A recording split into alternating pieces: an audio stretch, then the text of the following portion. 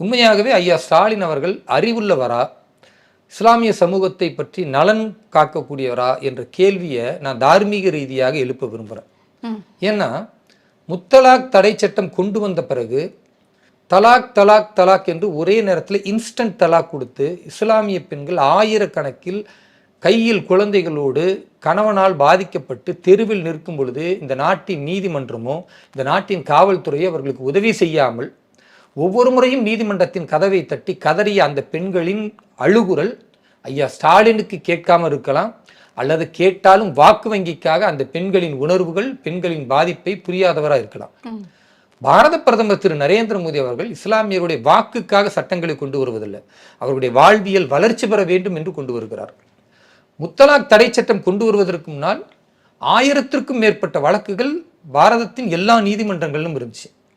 ஆனால் இந்த சட்டம் கொண்டு வந்த பிறகு ஒரு வழக்கு கூட பதிவு செய்யப்படலை. ஏன்?